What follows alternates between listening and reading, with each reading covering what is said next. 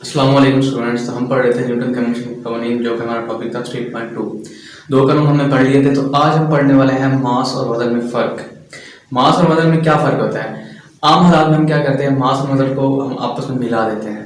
तो फिजिक्स के हिसाब से हमारे पास मास और वजन में फ़र्क क्या होता है, ये हम आज पढ़ेंगे। अक्सर हम क्या करते हैं, हम जो चीज़ें हम मेजर करते हैं, फॉर एग्जांपल हम डेली लाइफ के अंदर एक चीज़ को तोलते हैं तो हम किलोग्राम में तोलते हैं। हम कहते हैं कि इसका वजन है। फिजिक्स के हिसाब से ये वजन नहीं होता। तो फिजिक्स के हिसाब से किलोग्राम क्या चीज़ होती है, किसी में हम किलोग्राम को हम मापते हैं, और वजन क्या चीज़ होती है, इसके बारे में हम आज पढ़ेंगे। तो सबसे पहले हमारे पास है मास। मास क्या होता है? किसी भी जिस्म में, किसी भी बॉडी है, कोई भी ऑब्जेक्ट है, उसके अंदर जो मादा की मिकदार होती है उसे हम क्या कहते हैं? मास कहते हैं।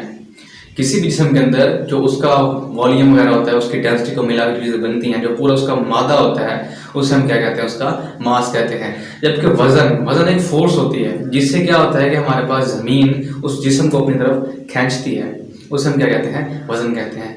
अब एक जिस्म का जो मास है, आप उस जिस्म को कहीं भी लेके चले जाएं, उसका मास सेम रहता है।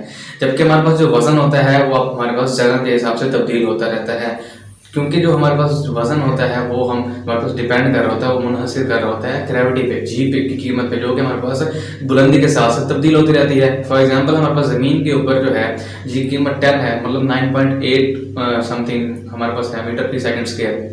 और इसी तरह अगर हम चांद पे चले जाए तो उसकी जो वैल्यू है वो कम हो जाती है। तो इस तरह हमारे पास क्या है कि जिस्म का वजन भी क्या है, जगह तब्दील होने से वो कम या ज़्यादा होता रहता है, जबकि मास जगह तब्दील होने से कम या ज़्यादा नहीं होता।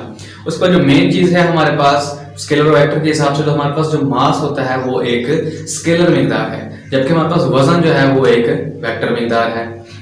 क्योंकि वजन की हमारे पास क्या होती है? डायरेक्शन होती है, कोई ना कोई डाउनवर्ड, जो हमारे पास ग्रेविटी की वजह से होती है।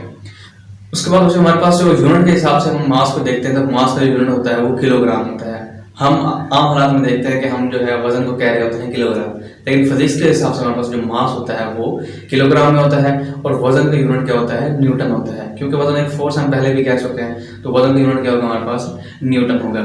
उसके बाद हम देखते हैं कि जो उसका फार्मूला होता है वो क्या होता है। तो यहाँ पे आप देख सकते हैं कि जो मास का फार्मूला है वो मास बराबर है डेंसिटी ज़रब वॉल्यूम, मतलब m बराबर है d ज़रब v। d हमारे पास क्या होती है? डेंसिटी होती है, और v क्या होता है? उसका वॉल्यूम होता है। और वजन का फार्मूला क्या होता है? w बराबर m ज़रब g, मतलब मास ज़रब ग्रेविटेशन एक्सेलरेशन। उसके बाद हमारे पास है कि बुनियादी और मखसूस मिकदार के हिसाब से हमारे पास जो मास होता है वो एक बुनियादी मिकदार है। सिस्टम इंटरनेशनल हमने पढ़ा था, और जो बुनियादी यूनिट्स होते हैं हमारे पास, तो उनमें हमने मिकदारें पढ़ी थी सबसे पहले। तो उनमें सब हमारे पास जो मास था वो एक बुनियादी मिकदार के तौर पर लिया गया था, और इस हिसाब से हमारे पास जो वजन होता है वो एक माखूज मिकदार है। तो ये कुछ डिफरेंस हैं हमारे पास 4-5, जो कि हमारे पास मास और वजन में फ़र्क कर सकते हैं। आम हालात में हम मास और वजन को मिला देते हैं, लेकिन ऐसा नहीं है। मास अलग चीज़ है और वजन एक अलग क्वांटिटी, एक अलग चीज़ है। तो इसके हिसाब से हमारे पास जो डिफरेंस आता है 2 नंबर में या 5 नंबर में, वो मैंने बोर्ड पे लिख दिया, आप इसे इजीली देख सकते हैं। आप अगर नोट करना है तो नोट कर सकते हैं। अगर आपका कोई क्वेश्चन है तो आप कमेंट में पूछ सकते हैं। Thank you.